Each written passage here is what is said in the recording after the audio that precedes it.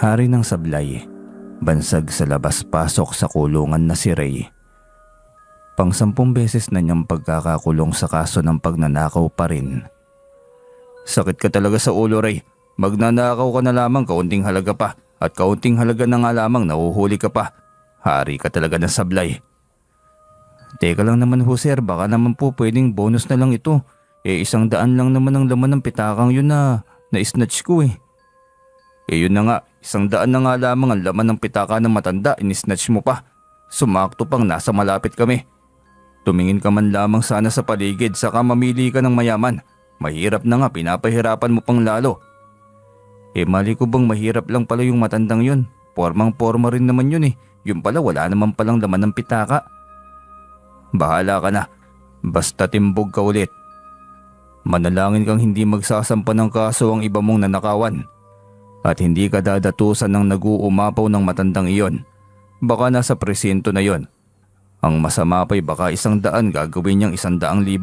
Saka iyang peking kalibre 45 mo na Ray. Wala na ako masabi sa kakupalan mo. Paano naman kasi gusto ko nang magbagong buhay. Gusto kong maghanap ng trabaho Mukhang kriminal naman ang tingin sa akin ng mga tao. Ayaw rin akong tanggapin dahil galing daw ako sa kulungan. Pambihira. 10 beses ka ba namang pinasok dito 3 buwan lang naman ang pinakamatagal na pagkakakulong, hindi ba sir? Saka ang pinakamatindi lang naman dun yung pagnanakaw ko ng tandang. 2 tandang na panabong lang naman. Na 30,000 ang halaga. Ikaw talaga Ray, magbago ka na nga. Halata namang hindi ka biyasa sa pagnanakaw Kita mo lagi ka nahuhuli. Uwi ka ng pangalawang pulis sa kanya. Totoo naman na hindi siya biyasa sa pagnanakaw dahil tuwing gagawin niya yon ay binibingi ng kabog ang kanyang dibdib sa kanyang pagkatao. Kaya lamang iwala ng ibang paraan upang maigapang niya ang sarili. Nag-iisa siya at palaboy-laboy lamang sa kalye. Ilang beses na nga siyang naisulihin ng kabataan niya ng DSWD. Ngunit ayaw niya, baka mas malala pa sa pagmamalupit sa kanyang inainahan ang gagawin doon sa kanya. Kaya mas pinili niya na lamang na maging palaboy, walang pinag-aralan, walang alam sa lahat. Bukod sa nakagawian niyang pagnanakaw. Ikaw na naman, hindi ka talaga nadadala Ilang beses ka na bang na Bartolina? Hindi ka pa rin ba nagtatanda? Warden, hindi kumpleto ang taon ko kapag hindi tayo nagkikita. Talagang tinadhana tayong pagtagpuin ng tadhana. Ganun ba? Sige, maglalaro tayo ngayon sa madilim na 4 na sulok mamaya. Nakahanda na ang pangkuryente doon. Bigay na lang ng nagpapasok sa iyo rito ang kulang.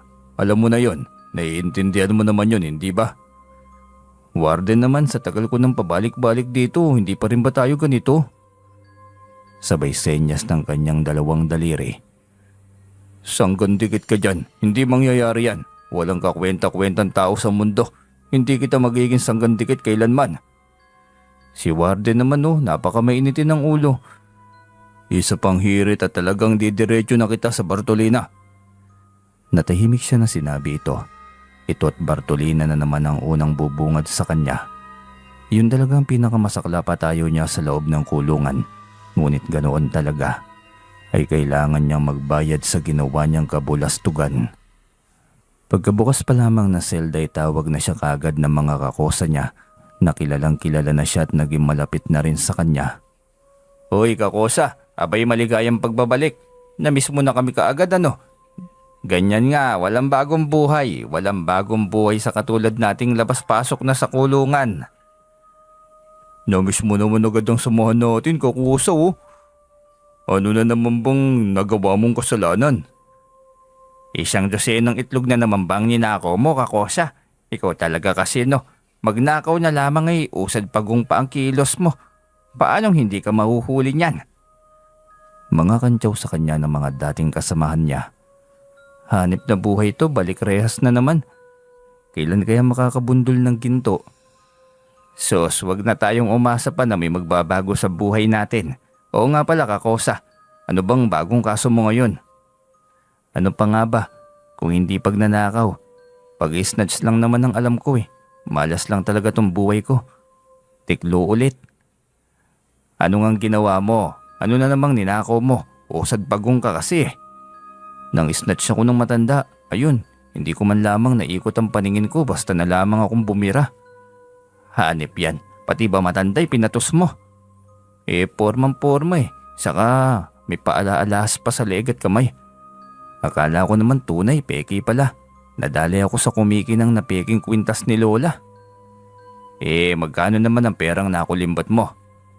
100. 100? Kulong ka agad sa 100 lang.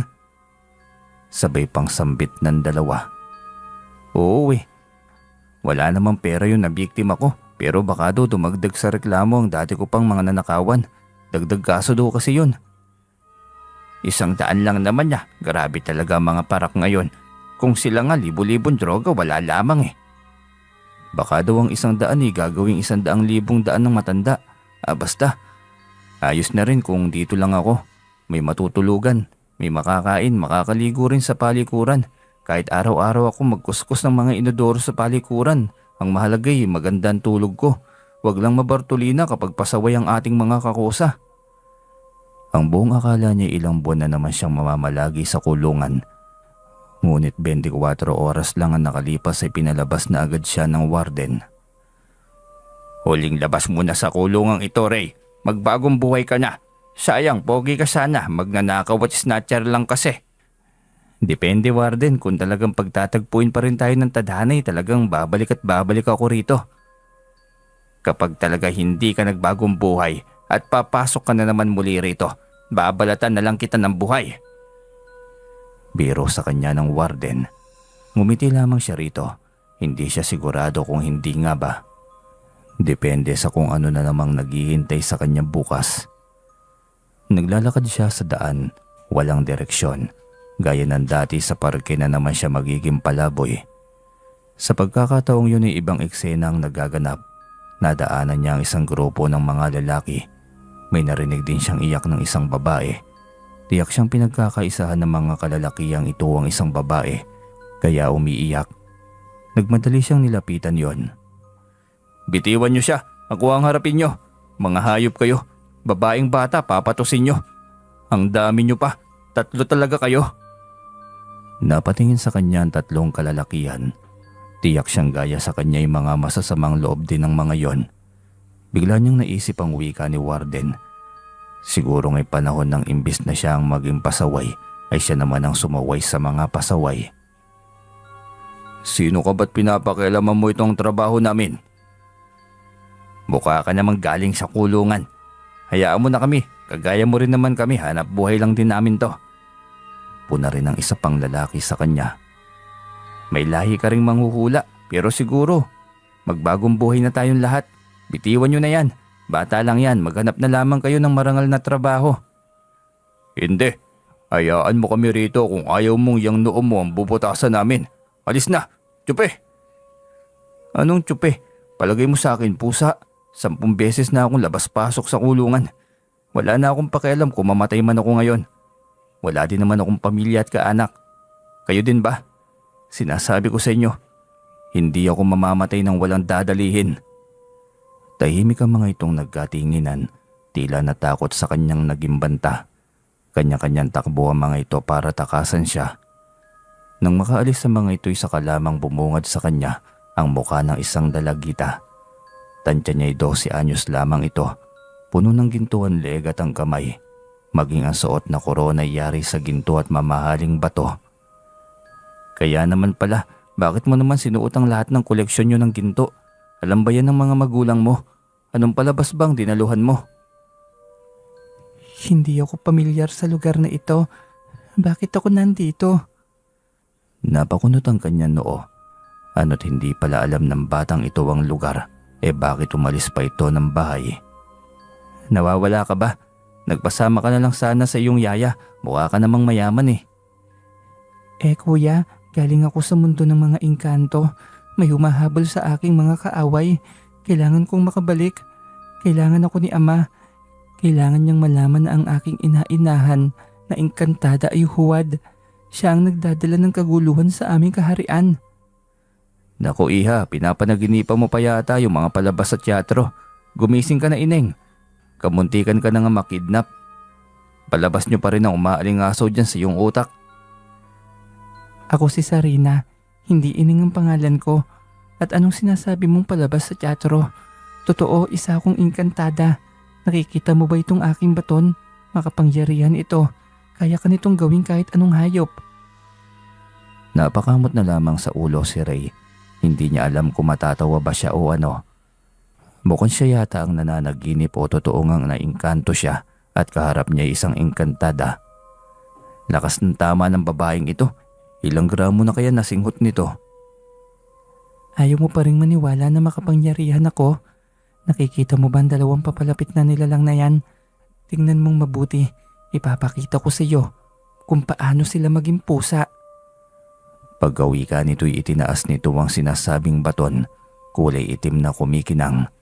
Sa dulo niyon ay nagliliparan palabas sa mumunting partikulo. Animoy bilyong-bilyong kulisa pang lumalabas mula roon at patungo yun sa dalawang magkasintahang naglalakad. Sa isang kisap mata lamang ay biglang nawala ang dalawang nilalang.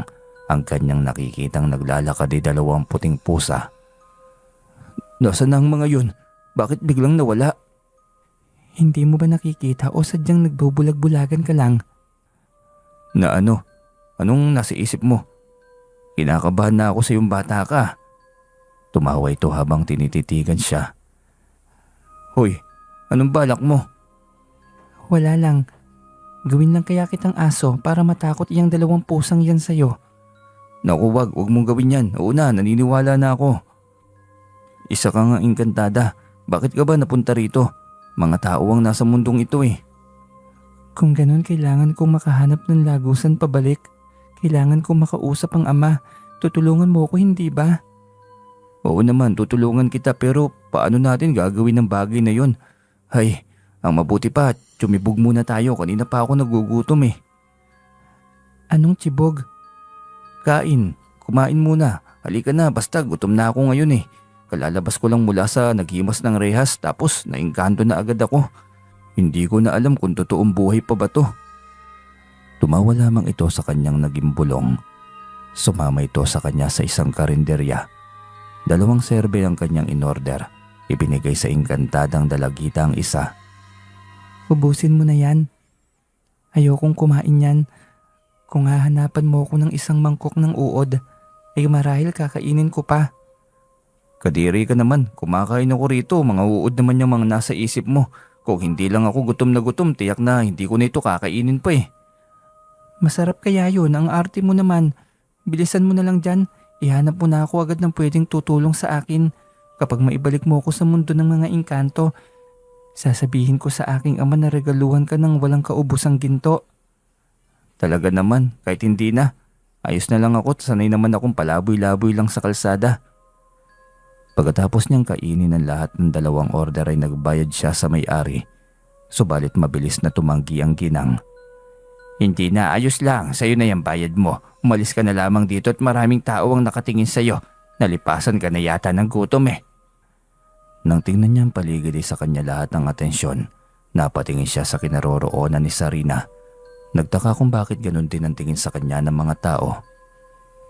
Bakit parang baliw naman po ang tingin sa akin, Manang? Yung tono ng pananalita niyo'y parang baliw ako. Eh hindi nga ba? Sinong normal ang pag-iisip na nagsasalitang mag-isa? Anong mag-isa? Kaharap natin si Sarina oh. Ayan siya oh. Tinuro pa niya ang engkantada na noon ay nakangiti lamang sa kanya. Ay, bagong labas ka ba sa mental? Alis na, sige na. Wala akong oras makipag-usap sa iyo. Wala siyang magawa nang ipagtabuyan siya nito.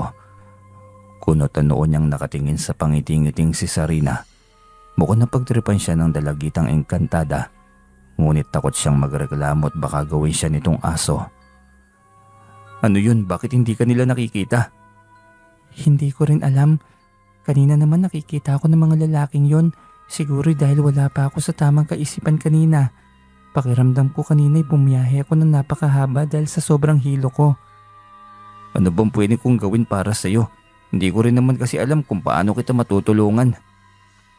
Baka may kakilala kang gumagamot ng mga karamdaman. Isa sa kanila ang may angking gabay na kagaya ko. Sila ang mga kauri ko, mga elementong may magandang hangarin sa kapwa at sa iba pang nilalang sa mundo. Kay Lola Salvacion yata. Nasa likod siya ng katedral. Maraming pumipila sa kanya para magpagamot. Sigurado, doon kita ilalapit. Sige na, pakiusap. Sabik na wika nito. Naglakad na naman silang muli sa kahabaan ng kalsada. Patungo yon sa likod ng katedral. Pagdating doon ay bumungad sa kanilang napakahabang pila ng mga nagpapagamot. Ganito ba lagi dito? Oo, araw-araw ganito. Pero Martes at Biyernes lamang ang gamutan sa barang at kulam. Sa ibang araw ay mga normal na karamdaman lamang ang kanyang mga ginagamot. Naiintindihan ko, isang diwata lamang ang nakasuporta sa kanya ngayon. Marahil kapag Martes at Biyernes, maraming kaanib ang diwata para tumulong sa matandang yan. Ganun pala. Nasa hulihan pa tayo ng pila, paano yan? Hapon na tayo bago makalapit sa matandang yan sigurado. Ayos lang, walang problema. Ang mahalaga ay makapagtagpo kami ng diwatang gabay niya. Tiyak ako matutulungan nila ako sa lagusan. Matyaga nitong hinintay ang oras hanggang sa sila na ang nasa harapan ng matanda. Ano bang pakay ng kasama mo? Mukhang naliligaw ka. Tama po kayo Lola, naligaw talaga. Wala akong ibang kilalang pwedeng malapitan para makatulong sa kanya. Ikaw lang ang alam ko kaya sa'yo ko lumapit. Itong gabay ko ang bahala sa kanya. Hayaan mo siyang makiusap sa aking gabay. Sila na ang bahala. Mukhang iisa sila ng pinagmulan Iisa sila ng mundo. Uwi ka ng matanda. Nakita niya si Sarina na may tinitignan, ngunit hindi niya makita ang kaharap nito. Matagal bago ito lumingon sa kanya. Ayos na po, Kuya Ray. Magpapaalam na po ako sa inyo. Sandali nga pala, tanggapin mo muna itong singsing na ito. Singsing ko ito. Ito ang magiging connection ko sa iyo para mabalikan kita sa kabutihang ginawa mo sa akin. Ay wag na, kabutihan na ba yung matatawag? Isang beses ko lamang nagawa yun Ngumiti ito at pilit na ibinigay sa kanya ang singsing. Wala siyang magawa kundi ang tanggapin yon. Nagpasalamat din siya sa matanda at nagpaalam ng umalis. Namumukad ka ng iyong swerte, alam mo ba yon? Napakayuwaga talaga ng buhay. Namumukadkad ka dyan Lola, kahit nga matirahan wala ako saka anong hiwaga. Basta makakamit mo ang bagay na yan, hintayin mo lang. May mabuti ka namang puso kahit mukhang barumbado ka Uwi ka pa ng matanda. Hindi na lamang niya ito pinatulan pa, umalis siyang walang direksyon. Hindi niya alam kung saan na naman siya matutulog. Kung saan siya abuti ng antok ay doon din siya natutulog. Kalagitnaan ng tulog nang biglang may nagliwanag sa kanyang harapan. Nagtaka siya at bumangon. Tinitigan ng isang hindi pamilyar na nilalang. Panaginip ba to? Ano na naman kayang kahiwagaan nito? Naingkanto na naman ba ako? Tanong niya sa kanyang sarili. Kinusot niya ang mga mata ng ilang beses. Hindi ako isang panaginip. Isa akong tunay at narito ako para maiabot ko sa iyo ng personal ang aking taos-pusong pasasalamat. Ako ang ama ni Sarina at nagpapasalamat akong lubos dahil sa hindi mo siya pinabayaan. Niligtas mo siya mula sa mga masasamang loob. Iyon lang pala, wala yun bossing, ganun talaga. Hindi pamilyar ang bata Anong bossing? Ako si Haring Sigmundo, hindi bossing ang pangalan ko. Pasensya na Haring Sigmundo, dito kasi sa mundo ng mga tao ang tawag sa mga matataas at respetadong tao ay bossing. Ganun pala, oo nga pala, meron akong regalo sa iyo. Dahil ito sa kabutihang loob mo. Kaya tanggapin mo't magbibigay ito sa iyo ng panibagong buhay. Ano po yan, mahal na hari? Nakakatakot. Paanong bagong buhay kaya yan? Tanong niya. Yumuko ito sa lupa at binuklat ang palad.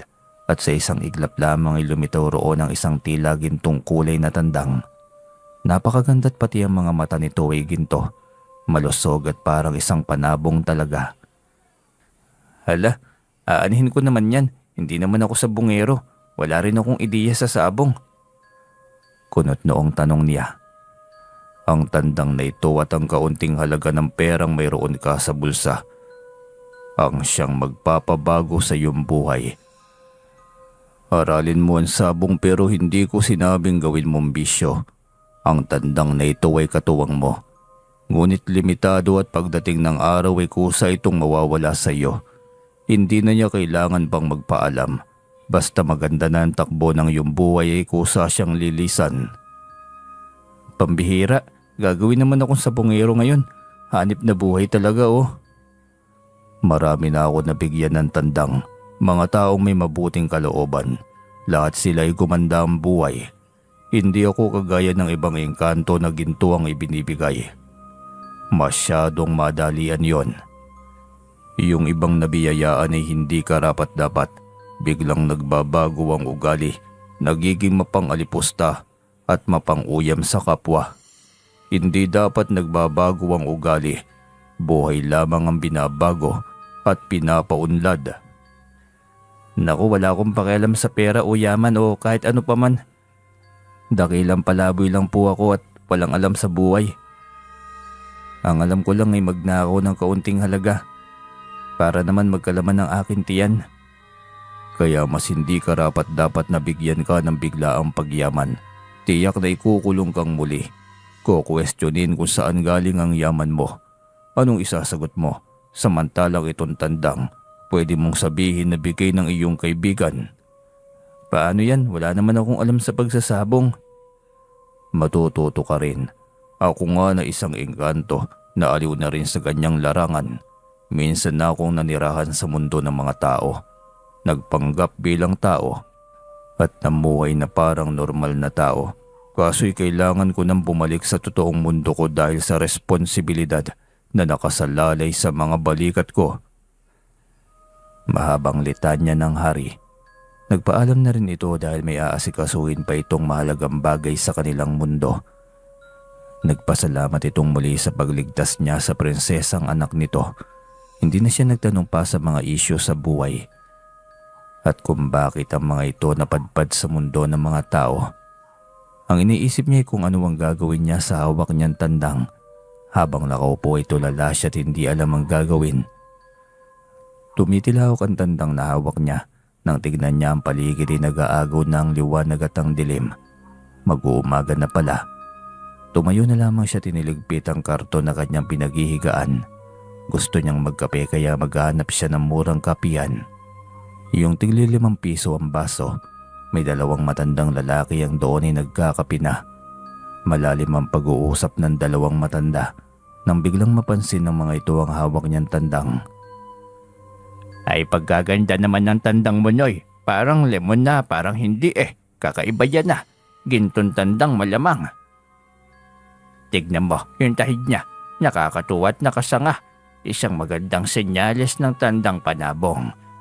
Tiyak na mabangis ito sa sagupaan. Puna rin ang isang matandang kaharap nito. Isasabong mo ba yan, Noy? Mukhang swerte ang tandang na yan na, kakaiba. Sana po. Pero hindi ko po alam kung saan may sabong. Wala akong ideya. Kaya saka na siguro. Regalo lang din naman sa akin to ng isang kaibigan. Ay sa bayan ng San Nicolas, sa bayan ng Mambulak, halos araw-araw may sabong ang Galleria de Sabongan nila. May permiso kasi ng gobyerno doon. Kahit araw-araw mong isabong yan tandang mo, malalaking tao ang naglalaban diyan. Ang iba'y dayo pa galing sa ibang syudad, mga anak ng mga milyonaryo. Bigla siyang nagka-interes. Alam niyang hindi basta-basta itong tandang na hawak niya. Isa itong engkanto at pag-aari ito ng engkanto, kaya tiyak na walang makakatalo rito. Agad niyang tinanong kung saan ang bayan at kung ano ang sasakyan patungo roon. Alam na niya agad na tama ang sinakyan niya dahil may kasabayan siyang mga kalalakihan na may hawak ring tandang. Tiyak siyang sasabungan ng tungo ng mga ito. Ang mga ito na lamang ang susundan niya. Habang nasa biyahe ay pasilip-silip siya sa 1,300 na laman ng kanyang bulsa. Ang tagal na nitong nakaipit palagi sa kanyang panloob na damit. Nangangamoy na nga rin ito. Isang lalaki ang umagaw pansin sa lumalalim niyang diwa. Pare, ang ganda ng panabong mong tandang ah. Dadalhin mo rin ba yan ng San Nicolas? Oo, isasabong ko rin. Sa bagay, mukhang hindi pang lokal itong manok mo. Hindi lang yata 10 beses ang panalo nito. Ganadores ito ano? Wala siyang alam kung ano ang ganadores. Ngunit ayaw niyang magmukhang walang alam upang hindi maloko. Medyo lang, konti lang. Yun lamang ang tugon niya at muli siyang tumahimik. Baka kung ano-anong tanong na naman ang itatanong nito at wala man lamang siyang kaidi-ideya. Nang magbabaan ng mga pasaherong may hawak na tandang ay bumaba na rin siya. Isang malaking gusali na nakapormang oktagon. May 8 sulok at 5,000 metrong kwadrado ang sukat. Ang laking galeriya naman ito. Anya sa kanyang isipan. Pumasok siya nang hindi alam ang gagawin. May binayaran siya bago pumasok. Tapos ay may sumalubong na sa kanyang mga tao na may nakahilerang tari sa tagiliran.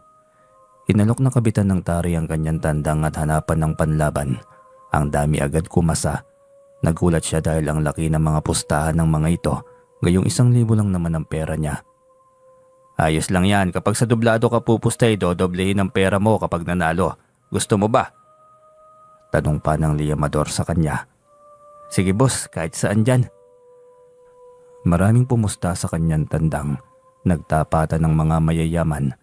Hindi lamang libo-libo kundi daan-daang libo. Kinabahan siya na magsimula na maglaban ang kanyang tandang. Halatang magaling din ang kalaban nito. Malusog at alam niyang mayaman ang may-ari. Ginto pa lamang na sinusuot nito'y milyones na. Kutis ng balat at maging ang mga daliri nito'y hindi panlalaki. Hugis kandila at nagrorosas sa kanipisan. Hindi kagaya sa kamay niyang naninigas na sa kakakuskos sa inodoro ng palikuran ng kulungan. Noy, bakla ka ba? Mahinang tanong ng sentensyador sa kanya habang nasa harapin sila ng naglalaban na tandang. Hindi po, lalaking lalaki ako. Baka masuntok kita dyan eh. Galing kaya ako ng kulungan. Hindi ka dyan. Kung makatitig ka sa daliri ng kalaban eh, parang kulang na lang ay. Ay, mali po kayo nang nasa isip, hindi ganon. Itong si Manong talagang dumi ng pag-iisip po. Kinukumpara ko lang yung kamay ko sa kamay niya. Tignan mo. Sabay lahat ng kanyang mga kamay. Natawa na lamang ang sentensyador sa kanyang reaksyon. O siya, bueno. Manood ka sa laban, hindi sa daliri ng kalaban. Butas na ang tiyan ng kalaban ng yung tandang eh. Saka pa lamang siya napatitig muli sa naglalabang tandang. Nangihina na nga ang kalabang tandang at may sugat na rin ito sa dibdib. Kitang-kita ang mantsa ng dugo nito dahil sa malinis na balahibo nitong kulay puti. Isang salpukan pa tuluyan na itong bumulagta sa lupa. Tuwang-tuwa siya ngunit buong-buo ang pawis ang nawawala sa kanyang buong katawan. Hindi niya mawari kung ano ang dinaramdam ng kanyang sarili. May sumunod na mga tandang na naglalaban. Nilapitan siya ng kanina'y mananari. Tinanong siya nito kung nais pa ba niya itong ilaban. Tumango siya kaagad. Hanggat may lalaban pa ay lalaban itong aking tandang. Kahit hanggang ilang laban kung kaya pa naman eh. Wika niya sa mananari. Tila ba naninibago siya sa hawak na salapi. Napakalaking salapi na niyon. Unang beses niyang makahawak ng ganito. Ang sentensyador ay agad na humanap ng pangtama sa kanyang tandang. Tuwang-tuwa rin ang mananari dahil tiyak na malaking porsyento ang matatanggap nito. Hanggang sa pangatlong laban ay kabado pa rin siya. Hanggang sa hindi na niya namalaya na nakasampung laban na ang kanyang tandang at magdadapit hapon na ng mga sandaling iyon. Ang 1,000 niya sa pagkakaroon ng lakas ng loob at tiwala sa tandang na bigay ng Haring Engkanto ay hindi niya akalain na magiging kalahating milyon. Isang buong maghapon sa sabungan. Totoo ba to? Hindi ba ako nananaginip lang nito? Bakit biglang-bigla naman yata itong pagbabago ng aking buhay? Nagugulaw ang tanong niya sa kanyang sarili. Nang dahil kay Sarina ay biglang nagbago ang daloy ng buhay niya. Hindi na siya makukulong pamuli dahil lamang sa kapiranggot na halaga na mga ninanakaw niya noon. Pagkalabas ng galeriya ay diretso agad siya sa paghahanap ng mauupahan.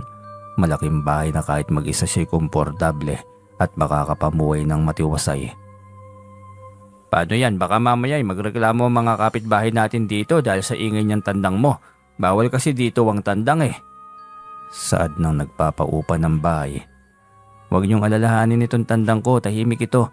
Kaya sinisiguro ko sa inyong hindi ito perwisyo sa aking mga kapitbahay. Sigurado ka ha? Dahil kung magrereklamo sila ay wala akong magagawa kundi ang paalisin ka. Opo boss, akong bahala. Basta'y mabait itong tandang ko, tahimik lang po ito. Bitbit niya ang tandang sa loob ng kanyang kwarto. Sa baba ito ng kanyang kama, kaya pareho silang komportableng matulog sa unang gabing yon na magkasama sila ng kanyang alaga. Dito ka lang dapat sa tabi ko, mamaya manako ka ng iba. Uwi ka pa niya rito. Habang nakahigay pakiwari niya isang panaginip lamang ang lahat sa kanyang buhay. Hindi na siya nakahiga sa isang iglap lamang ay biglang nagbago ang takbo ng kanyang buhay. Ang dati nasa kung saang gilid, nakabanig na karton. Ngayon ay nasa malambot na kama na may malambot na kumot. Hindi ko akalaing magkakaroon ako ng buhay na ganito. At dahil nabigyan ako ng pagkakataong magkaroon ng ganitong buhay, pahabain ko pa ang aking pakpak. Patatatagin ng ugat na hindi maaaring matinag sa kahit na anong bagyo. Saka ko ililipad ang ibang nangangailangan ng aking tulong. Mga tao at mga batang katulad ko'y hindi nabibiyayaan ng pagkakataon na makasama ng buo ang kanilang mga pamilya. Uwi ka niya sa kanyang sarili. Kinabukasan ay sa kabilang bayan na naman ang tungo niya. Malaking halaga na ng pera ang kanyang daladala. Malaking lugroan na ang kanyang pinasok. Milyong halaga ng pera ang kanyang nagiging panalo. At sa pagkakataong yon, tuluyan nang nawala sa kanya ang kaba at pag-aalinlangan. Tuluyan na rin siyang nagtiwala na hindi kailanman matitinag o matatalo ang kanyang tandang. Nakilala niya sa lansangan ng 2 binatilyong palaboy-laboy. Sinukat at sinuri niya ang ugaling mayroon ng mga ito. Ang mahalaga sa kanya mapagkatiwalaan at tapat sa kanya, kaya kailangan niyang suriin. Na mapagtantong mabuting bata ang mga ito'y kinupkop niya ang 2. Laking pasalamat ng 2 at tuwang-tuwa sa kanyang ginawa. Ipagpatuloy niyo ang kabaitang meron kayo. Tinitiyak ko sa inyong bibigyan ko kayo ng magandang bukas. Opo kuya, pangako magpapakabait pa po ako. Kami ni Insot, basta dito lang kami sa iyo palagi. Ganyan din po ako Kuya Ray. Mas sisipagan ko pa po araw-araw. Paliliguan ko si Ginto, ang iyong matapang na tandang. Uwi ka rin ni Insot. Ang kasama ni Rigor, tuwang-tuwa siya sa mga ito. Kahit sa mga pananalita ay malayong-malayo ang 2 sa mga batang paslit sa lansangan na puro kabalbalan lamang ang alam. Pero alam niya namang may pagbabago rin ang mga ito. Siya rin naman ay naimpluwensya noong kanyang kabataan. Kaya nga labas-pasok siya sa kulungan.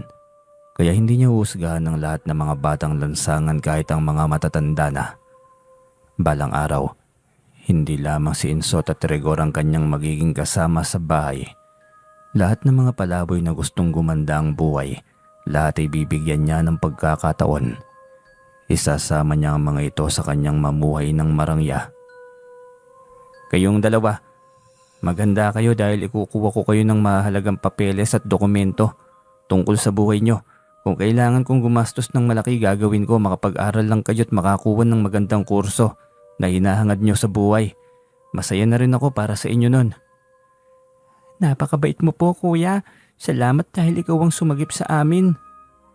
Wika ulit ni Rigor at ngumiti lamang siya rito. Palipat-lipat lamang siya sa malaking sabungan ng San Nicolas at Mambulak. Laging kalaban niya ang mga malalaking tao. Ngunit baliwala na yon sa kanya. Nakabili na siya ng malaking bahay at kotse. Nagkaroon na rin siya ng malaking ipon. At higit sa lahat ay kilala na siya sa larangan ng pananabong. Hindi ka panipaniwala. Paano naging isang malaking sabongero ang isang katulad mong pabalik-balik na sa kulungan? Tanong ng Deputy Director ng kulungan kung saan siya madalas nakakulong. Direktor, pumupunta ka rin pala rito sa sabungan. Sabongero ka rin pala. Kung ikaw nga mababang uri na punta sa malaking sabungan na ito, ako pa kaya na isang Deputy Director ng Bilibid kung saan madalas kang pinapasok na nakaposas. Sa bagay nga naman, Direktor, ilalaban mo rin yung tandang mo. Abay, mukhang matindi yan ah. Nakangising wika niya rito. Isang tauhan nito ang lumapit at may ibinulong rito.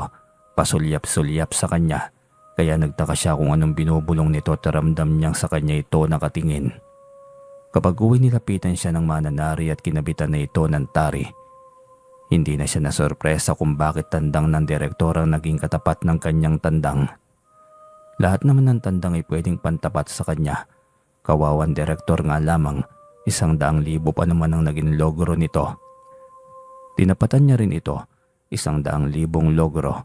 Mas lalo itong nagtaka. Saan nga naman siya kumuha ng 100,000 piso? Mas lalo pang nalambukot ang mukha nito nang masaksak ng 3 beses ang tandang nito sa kanyang tandang. Hiyaw ng mga Kristo sa kanyang likuran, maging ang mga sabongerong pumusta sa kanya.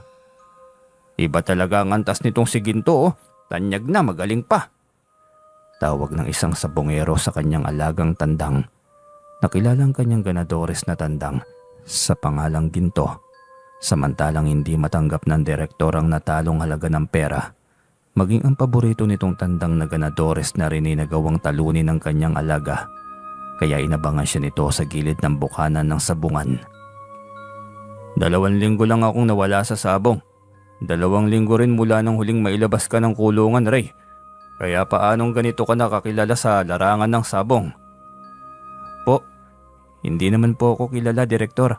Sa kanadapuan lang ako ng kaunting swerte. Sabi niyo naman ay magbagong buhay na ako, hindi ba? Saan ka naman nagnako ng tandang? Wala kang kakayahan at hindi mo kaya makabili ng tandang. Buti hindi ka nahuli sa pagnanakaw mo. Ay, hindi po ako nagnakaw. Binigay sa akin ng isang nilalang na sinagip ko ang buhay. Eto, tuloy-tuloy pa rin ang swerte ng aking alaga. Biglang nagka-interes ang direktor sa tandang na kanyang pag-aari. Napatitig ito sa tandang habang malalim ang iniisip. Pagkuhay lumapit ito sa kanya sabay tapik ng kanyang balikat. Ang ganda naman pala ng swerteng nakuha mo. Painom ka rin sa bahay mo. Walang problema, Direktor, kaso'y wala pa po akong bahay. Naghahanap pa lang. Nangungupahan pa ako sa ngayon. Ayos lang yan, darating din ang araw na makakabili ka na ng sarili mong bahay. Pinaunlakan niya ito sa kanyang inuupahan kasama ng mga tauhan nito. Tinawag niya si Rigor at Insot para utosang lutuin ng bihag. Saka ibalik si Ginto sa kanyang bahay. Mabilis na sumunod ang dalawa sa kanyang naging utos. May mga kapatid ka palang kasama rito. Akala ko ba'y wala kang pamilya? Sabi mo dati mag-isa ka. Ay totoo naman po, Direktor. Mga batang lansangan din po sila kagaya ko dati. Sinagip ko at pinatira rito kasama ko. Kulang pa nga ang 2 to. Maghahanap pa ako ng maraming kasama para masaya. Sa ngayon sinasagip mo mga batang lansangan. Napakabuti mo. Ganyan nga dapat. Mabuting tao. Habang tumatagay ay paikot-ikot ang mga mata nito sa paligid. Wari ay may inaaral. Ilang sandali pa'y umikot na ang pakiramdam niya sa kanyang paligid. Hindi siya sanay sa inuming alak kaya tiyak na lasing na siya. Sumandal siya sa upuan kaya ipinikit ang kanyang mga mata. Hindi niya namalayan na tuluyan na siyang nakatulog. Kinabukasan ng magising siya nagulat siya nang maalala na kainuman niya si Deputy Director. Rigor, Insot, nasaan kayo? Biglang nagsulputan ng mga ito na katulad niya kagigising lamang din. Kuya, gising ka na pala. Hinayaan ka na lang namin dyan. Hindi namin namalayan na iniwan ka na pala ng mga kasama mo kanina. Ganun ba? Nako, nadali ako ng inumin. Hindi sanay eh. Ano, umaga na ba? Madaling araw kuya, mag-aalas 4 ng madaling araw. Nako, hindi talaga ako sanay sa inuman. Ang bilis kong nalasing. Kaya siguro nag-uwian na lang sila, Direktor. Humihilab yung tiyan ko eh. Pwede nyo ba akong ipagluto ng noodles? Oo naman kuya, hintay ka lang dito at ipagluluto kita. Ipagtitimpla rin kita ng kape kuya. Oo nga pala, bakit ang tahimik ni Ginto? Hindi ba dapat tumitilawak na siya ngayon? Oo nga po, kasi ganitong oras ay maingay na siya. Silipin ko muna kuya, baka nalasing rin yon. Sige nga, silipin nyo nga muna, kinakabahan ako eh. Baka napano na si Ginto. Mabilis at patakbong tinungo ng 2 ang pinagsidlan nilang kulungan kay Ginto. Ngunit wala na ito roon. Muli na naman ang mga itong tumakbo papalapit sa kanya. Hindi may pintang pag-aalala sa mukha ng mga yon. Ano yung mga pagmumukhang yan? Kuya, nawawala si Ginto. Anong nawawala? Paanong nawawala? Nanginig ang mga kamay ni Insot. Takot na takot ito sa kanya. Hindi ko alam kuya, imposible namang makawala siya. Nakatali yun sa kasarado ang pinto. Ngayon ay bukas na ang pinto at wala na roon si Ginto. Paliwanag ni Insot. Agad na pumasok sa kanyang isipan si Deputy Director. Alam niyang mali ang mambintang ngunit wala nang iba pang pwedeng gumawa ng bagay na yon kundi ito lamang. Ang direktor at ang kanyang mga tauhan lamang ang kasama niya sa bahay ng gabing iyon. Madali siyang bumangon upang tignan ang kwarto. Nakaginhawa siya ng maluwag nang makitang nakakandado pa rin ito. Ligtas ang milyong-milyong ipon niya na hindi niya napabangko. Dahil wala naman siyang mga papeles ukol sa kanyang pagkatao, kaya wala siyang balidong pagkakakilanlan. Nakakahon lamang lahat ng perang mayroon siya. Samantalang hindi mapalagay si Deputy Director habang paruot parito sa harapan ng gintong tandang na ninakaw nito kay Ray. Kinuskos nito ang mga palad. Alam nito't sigurado itong may kakaiba sa tandang. Ito ang nagpapayaman kay Ray at ngayon ay nasa kamay na nito. Magiging mayaman na rin ako nito. Hindi lang mayaman, ang tandang na ito ang magdadala sa akin sa matayog na pangarap ko sa buhay. Tiyak ako matutulog na ako nito sa ilalim ng salapi. Tila ba pinagsaniban ito ng kampo ng kadiliman habang sinasabi yon. Hindi lang sa mga iligal na transaksyon sa kulungan may makukuwang pera ito. Maging sa sabungan kung saan ay naging adik na rin ito. Direktor, alis na ba tayo? Papunta na tayo sa sabungan ngayon? Oo, ang tagal mo. Kanina pa ako naghihintay sa iyo. Ala, bitbitin mo na yung kahon. Utos nito sabay turo sa kahon na pinaglagyan nito ng tandang. Nagmamadaling binuwat ito ng tauhan at ikinarga sa sasakyan nito. Binagtas nila ang kahabaan ng kalsada patungong bayan ng Monte Calvo. May kalayuan sa bayan ng Mambulak at San Miguel, pero malakihan na rin ang luguruan at pustahan doon at may permiso rin ng gobyerno. Malaki rin ang tax na nakukuha ng gobyerno sa nasabing sabungan. Lahat ng mga mayayamang sugarol sa malalaking syudad ay nagagawin na rito upang makipagpustahan lamang. Minsan ay may dala-dala rin silang mga tandang. Nandito na tayo, Direktor. Mas malaking sabungan ito kumpara sa dati nating pinupuntahan. Matataas na antas at mayayaman lamang ang nagpupunta ng sabungang ito. O halika na, buhati mo na yung kahon. Ingatan mo, paldo-paldo tayo nito mamaya. Opo, Direktor. Mabilis ang mga hakbang nito at dahil malaking tao ito ay malaki rin ang hakbang. Kaya lakad takbo ang tauhan nito habang tanga ng kahon. Agad itong nilapitan ng mananari kahit doon ay kilala ito ng mga tauhan ng sabungan. Andyan na pala ang mananari. Pakabitan na natin ito. Direktor, ngayon lang ulit napunta kayo sa sabungan ah. Abala yata kayo masyado sa kulungan. Bungad ng mananari. Oo, maraming gawain eh. Ganun talaga. O siya, ikaw na lamang ang magkabit ng tari nitong alaga ko ah. Areglado, Direktor. Manong, pagbukas ng kahon. Utos ng mananari sa tauhan ng Direktor. Pasipol-sipol ang Direktor habang nakapamaywang. Tingin dito at tingin doon. Umiindak ang kanang paa. Sabik na sa magiging laban ng tandang kuno nito. Nagulat ang tauhan at sentensyador ng tuluyang mabuksan ang kahon. Umalingaw-ngaw ang boses nito sa kabuuan ng galeriya. Anong kalokohan ito? Bakit uwak? Nasa tamang pag-iisip pa ba kayo, Direktor? Anong sinabi mo? Anong uwak? Direktor, may alaga ba kayong uwak? Bakit uwak itong nadala natin? Wala akong alagang uwak. Bakit ako mag-aalaga ng uwak? Uwak talaga itong bitbit natin, Direktor. Saan ba galing ito? Tila ayaw pa nitong maniwala. Kaya ito nang nagbukas muli ng kahon. Sa pagkakataong yun ay lumuwag ang pagkakabukas. Kaya lumipad ito palayo. Galit na galit at mamaya pa'y biglang kumidlat. Kumulog at bigla na lamang dumilim ang paligid. Anong nangyari? Ang ganda ng panahon kanina. Bakit bigla na lang sumama? Ang lakas ng mga kidlat at pagkulog oh. Puna ng mananari. Samantalang ang atensyon ng Direktor ay naroon sa papalayong uwak. Hindi ito makapaniwala sa nangyari. Ito mismo ang naglagay ng tandang sa kahon. Hinding-hindi ito maaaring magkamali. May sa demonyo wala itong si Rhea. Sambit nito sa sarili. Umuwi na lamang ito dahil wala na itong magagawa pa. Nasira ang magandang modo nito kaya puro na lamang singhal sa tauhan. Ang mga tauhan na napagbuntunan ng galit nito. Umanda ka, Ray. Pinaglalaruan mo ko. Paglalaruan ko rin ang buhay mo. Sa panig ni Ray ay kahit naglalakad ito patungo sa bahay na gusto nitong bilhin ay nasa tandang pa rin niya ang kanyang isip.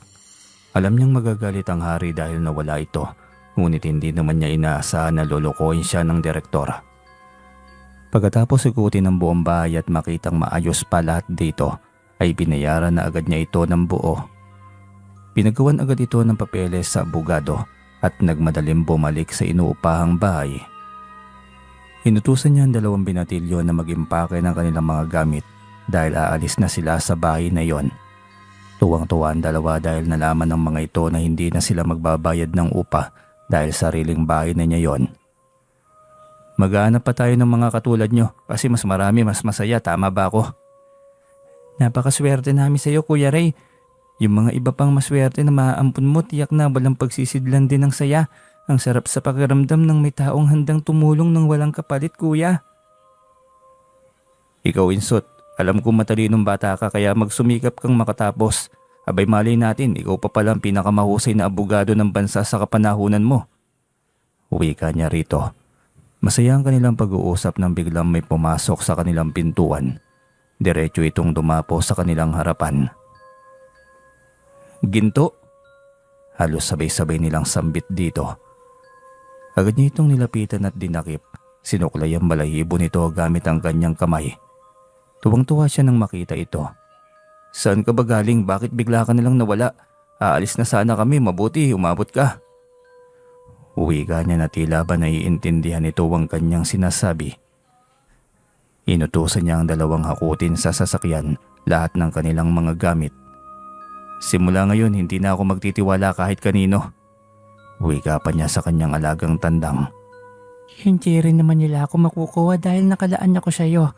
Ang buhay mo lang ang pwede kong pagandahin dahil iyon ang utos ng aking amo. Kapag tuluyan nang maging maayos ang buhay mo, kapag tapos ka na sa iyong misyon, kusa rin akong lilisan. Natulala siya nang marinig ang tinig na yon.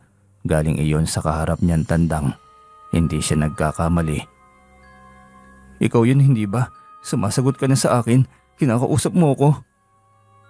Oo, malamang 2 lang tayong narito eh. Sino pa nga ba sa tingin mo ang ibang kausap mo? Nagsasalita ka nga. Isa akong engkantong tandang, kaya may kakayahan akong kausapin ka. May kakayahan nga akong paslangin ng isang tao kung gugustuhin ko lang. Kasubilin sa akin ng aking amo na kahit na anong mangyari ay wala akong aabusuhing tao. Kung pwede lang ay pinatigas ko na yung deputy director na yun. Napakasakim. Sabi ko na nga ba ang direktor na yun ang salarin eh. Ang akala niya magtatagumpay siya sa kanyang binabalak. Kahit 10 beses pa niya akong nakawin, magiging walang silbi ko sa kanya. Ang mga kagaya niya hindi kailanman magkakaroon ng mabuting biyaya. Ang kanyang puso ay sobrang itim. Ang yamang naipon niya galing sa kasamaan.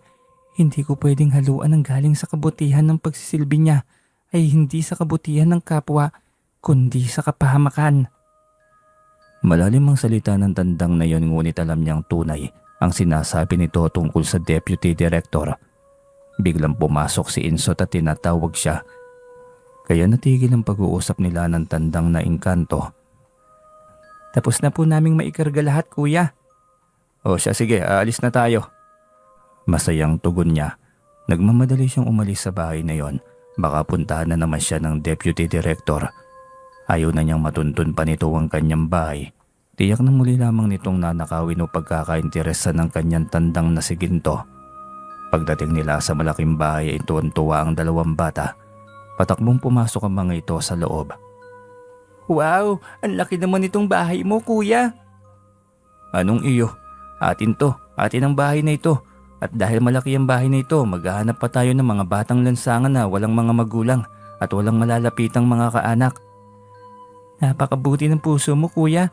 Sana lang kapag mag-asawa ka na, mahal din kami ng parang kapatid, kagaya ng turing mo sa amin. Naku Rigor, syempre naman, hindi siya papasang maging asawa ko kung hindi niya kayang kunin ang loob niyo. Ayos ba yon? Talaga po, Kuya. Oo, Insot, kaya wag niyong problemahin ng bagay na yan. Hindi pa sumasagi sa utak ko ang pag-aasawa dahil ang misyon nating 3 ay punuin ng batang lansangan ng bahay na ito. Katulad niyo'y mag-aral rin upang magkaroon ng magandang bukas. Kaya ano pang hinihintay niyo? Bilisan na nating mag-ayos ng mga gamit at maglinis. dahil ang susunod nating misyon ay lumabas at mag-ikot ng lansangan. Masaya ang dalawa habang nag-aayos. Hapon na silang natapos at iyon na agad ang kanilang ginawa. Ang maghanap ng mga batang lansangan, unang nasa lubong nila yung 27 taong gulang na batang lalaki. Kambal ang mga ito. Nangihingi ng pera ngunit ayaw tumanggap ng pagkain.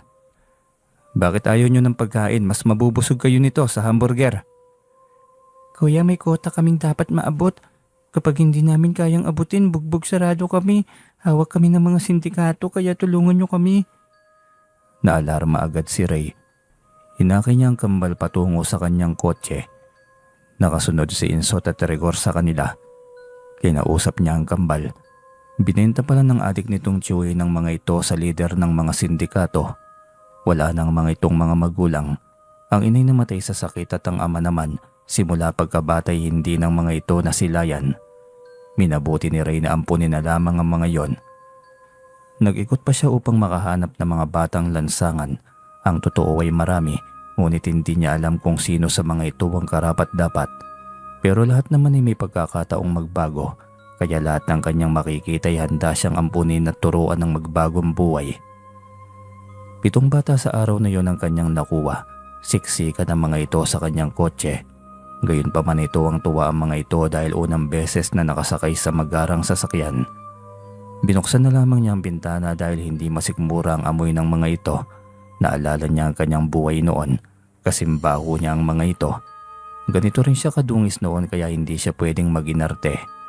Pagdating sa bahay ay pinaligo niya ang mga ito at binigyan ng mga bagong damit. May naka-stock naman siya maraming damit dahil ito ang kanyang misyon. Tuwang-tuwa ang mga bata dahil mabango na ang mga ito. Bilisan niyo riyan, si Insot at Rigor ang maggugupit sa inyong mga kuko.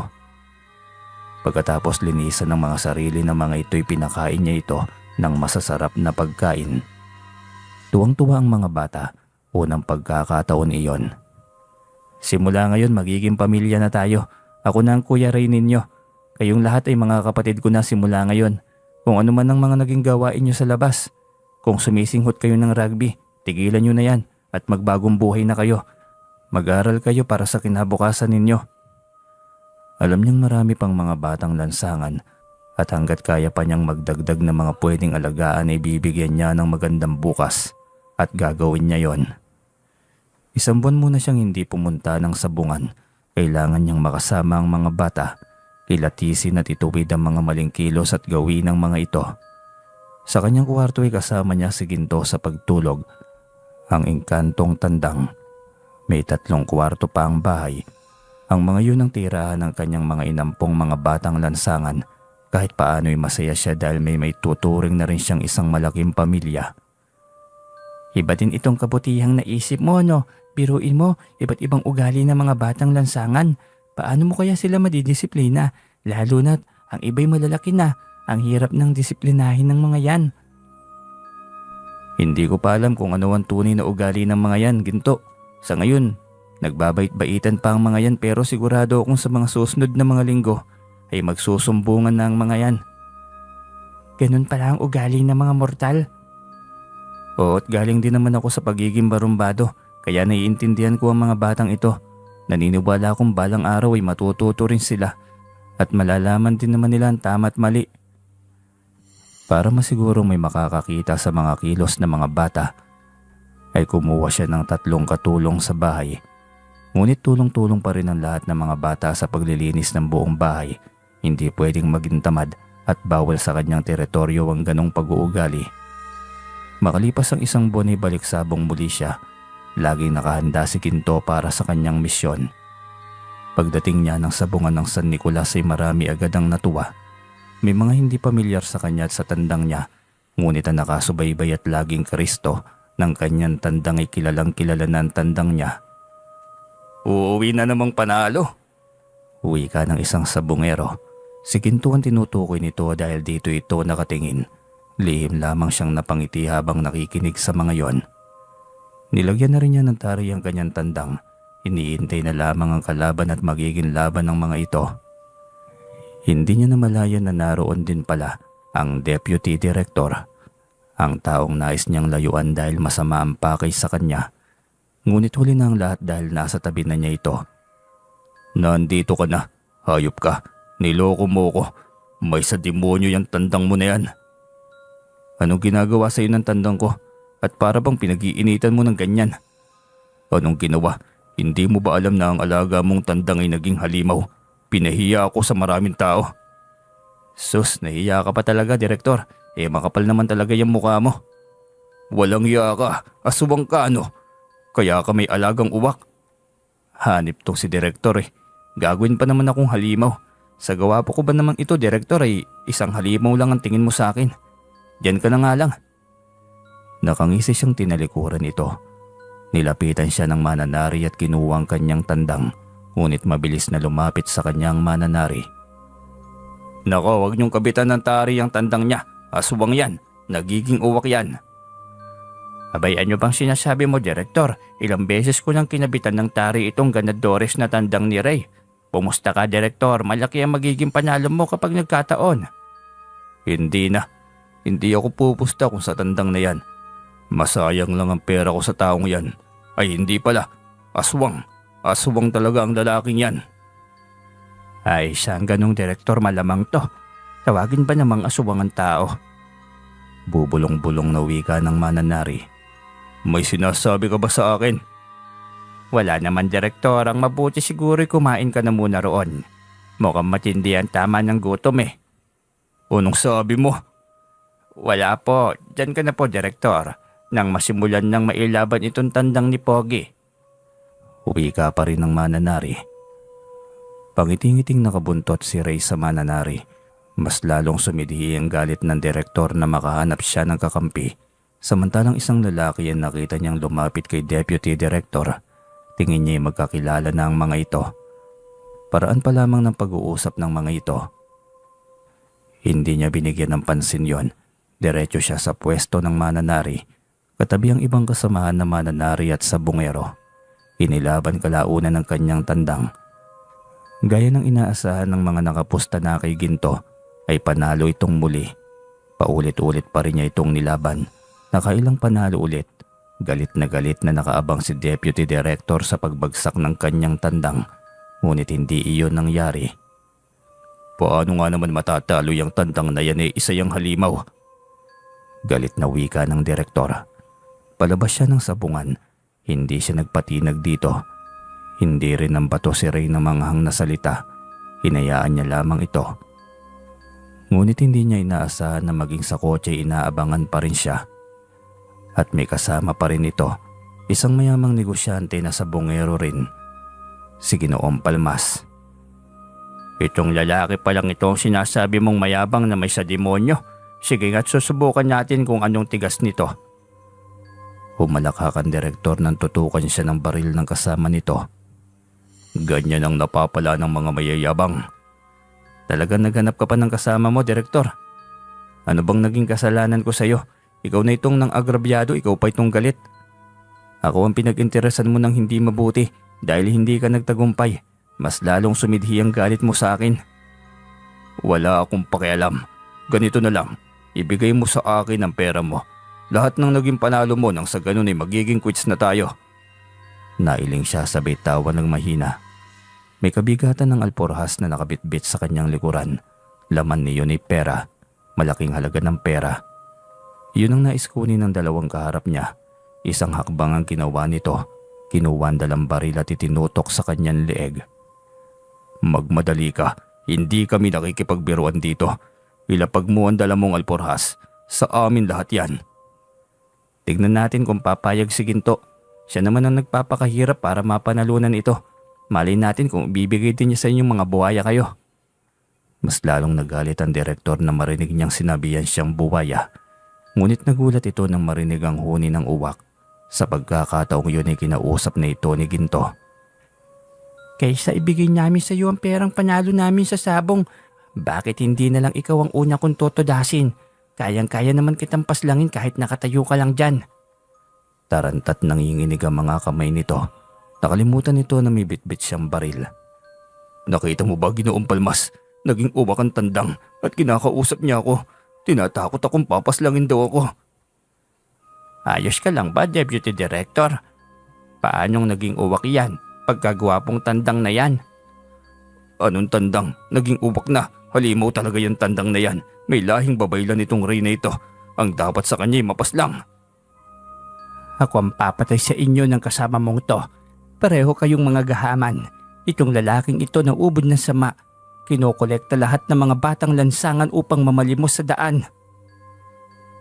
Nagulat si Ginoong Palmas nang marinig yon. Mas lalo itong napatras nang makita ang mukha ng tandang. Hindi ito tandang. Isang agila. Isa kang mandaraya. Isa kang salamangkerong sa bongero re. Anong agila? Uwak yan, mangmang. Huwag mo ko tawaging isang mangmang bobo. Agila yan. Saan ko nakakita ng agila na kulay itim? Pula ang mga mata. Parang aswang. Ano? Hindi kulay itim yan, bobo. Pareho naman pala kayong mga bobo. Simula ngayon, pareho kayong magiging baliw. Hindi rin naman kayo kapaki-pakinabang sa lipunang ito. Mas mainam na hindi nyo na rin mapakinabangan ng lipunang ito. Pag-uwi ka ng ginton tandang ay biglang nawala sa sarili ang dalawa. Naging tulala at hindi na nagsasalita. Sa malayo nakatingin na tila ba, sobrang lalim ng dinadalang kalungkutan. Dito lang kayo hanggat hindi kayo sinusundo ng inyong pamilya para dalhin sa ospital ng mga baliw. Malas nyo lamang at kahit ubusin nyo pa ang inyong yaman, hindi nyo pa rin magagawang pagalingin ang inyong kabaliwan. Pwera na lamang kung makakatagpo kayo ng magaling na albularyo. Sayang nga pinagbabawal ni Haring Sigmundo na kumitil. Kanina pa kayo dapat nakabulagta. Mahabang wika ng tandang. Ginawa mo silang baliw? Oo, wala namang pagbabago sa mga ito. Kaya mas mainam na mabawasan na rin ang mga hudlom ng bayan. Halika na, marami ka pang misyon, hindi ba? Tahimik siyang sumunod sa utos nito. Panay ang lingon niya sa dalawa. Hindi niya alam kung maaawa siya rito o matutuwa dahil wala nang magiging sagabal sa lahat ng mga plano niya. Yun lang ang akala niya. Hindi niya alam na masusubukin pa sila ng kanyang alaga. Habang binabagtas nila ang kahabaan ng kalsada pauwi, ay bigla na lamang pinagbabaril ang kanyang kotse. Wasak ang salamin sa harapan. Napatigil siya sabay silip sa paligid. Isang itim na van ang dumulog kaya biglang binundol ng kaba ang kanyang dibdib. Isang lalaking malaki ang katawan ang lumapit. May kasunod itong 5 tauhan na may hawak na mahabang baril. Lumabas siya ng kotse at sinalubong ang mga ito. Naiwan si Ginto sa loob ng kotse. Ipinatong niya ito sa driver's seat. Anong kailangan niyo sa akin? Bakit niyo ako pinagbababaril? Magpapakilala muna ako sa iyo para naman mas klaro. Boss Black ang tawag sa akin. Kapatid ni Ginoong Palmas. Kausap mo lamang siya kanina. Nakamasid ako sa inyo mula malayo. Anong ginawa mo sa kapatid ko at pagtalikod mo'y bigla na lamang napatulala at hindi na makausap? Boss Black pala. Sabi mo nakita mo lang kaming magkausap. Hindi mo nakitang sinigawan ko. Hindi mo nakitang pinagsusuntok ko. Normal na usapan lang. Bakit mo sa akin itatanong kung ano ang nangyari sa kapatid mo?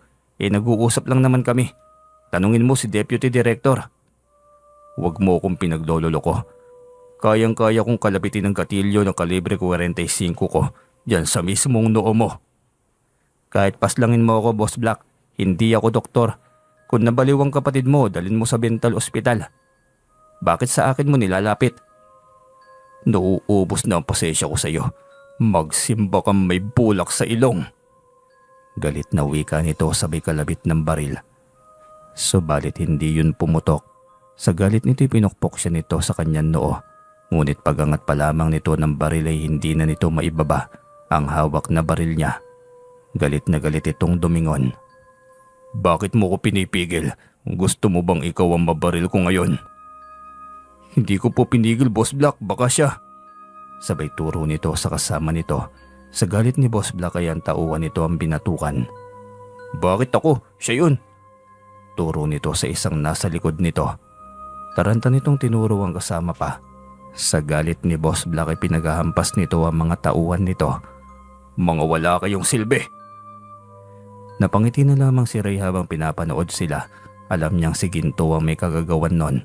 Kaya hindi siya nakakaramdam ng takot. Dahil alam niyang nariyan lamang ang alaga niyang si Ginto. Muli siyang binalingan ni Boss Black. galit na nakatitig sa kanya. Hindi ako nakikipagbiroan sa iyo, bata. Gaya ng sinabi ko, ako si Boss Black. Konektado sa akin lahat ng mga malalaking sindikato sa bansang ito. Sisiw ka lamang sa akin, bata, kaya sabihin mo na sa akin kung anong ginawa mo sa kapatid ko. Kung ayaw mo umuwi sa pamilya mong nasa loob ka na ng kabaong. At tinakot ba naman ng walang pamilya? Saka hindi ko nga alam kung anong nangyari sa kapatid mo, saka kay Direktor. Abay mali ko sa mga pinaggagawa nila. Baka naman naingkanto. Biglang lumipad si Ginto. Dumapo sa kanyang balikat. Kaya sa kanyang tandang nabaling ang atensyon ni Boss Black at ng mga tauhan nito. Ang tandang na yan. Ang ingay mo. Oo na. Ako ang may gawa. Idadagdag ko ba kayong 6 sa 2 iyon? Nang sa gayon ay sabay-sabay na kayong magtatadyak-tadyak ng lata sa kalsada at mamulot ng tambak na basura. Nang sa gayon ay madagdagan ng mga tauhan ng tupad. Ayop, nagsasalitan tandang? Oo, Boss Black, nagsasalitan tandang at nagpapayamang tandang. Nang makita ng tauhan na nagsasalita ang tandang ay biglang mga itong natakot. Nagsialisan ng mga ito ng walang paalam. Nang marinig na ito ang dahilan ng pagkabaliw ng dalawa. Habang si Boss Black ay kinukuskos sa mga palad habang nakangisi, biglang nagka-interes sa tandang. Ibenta mo na lang sa akin yan. Kalimutan mo na lamang na galit ako sa iyo. Quits na tayo agad. Magkano ba ang tandang na yan? Boss Black, hindi po binibenta itong alaga ko. Ang alaga kong ito ang siya nagbabantay at nagpuprotekta rin sa akin. Kaya hindi mangyayari na mapapapayag mo ako sa bagay na yan. Kahit ubusin mo pa lahat ng pera mo kapalit ni Ginto. Ganun ba? Eh di magsama na lang kayo sa impyerno. Galit na wika nito sabay putok ng baril. Kay Ginto ito tumama ngunit hindi ito tumalab. Ano? Ano bang uri ng nilalang yan? Sabi na sa iyo, huwag mo na siyang subukin. Ayan tuloy, matutulad ka kay Deputy Director at kay Ginoong Palmas. 3 na kayong ipapasok ng kaanak nyo sa ospital ng mga baliw. Pagkawika ni Ray ay bigla na lamang itong natulala at natahimik. Malayo na ang tingin nito. Hindi kumukurap at tuluyan nang nawala sa sarili. Hinatid niya ito sa van kung saan ito lulan.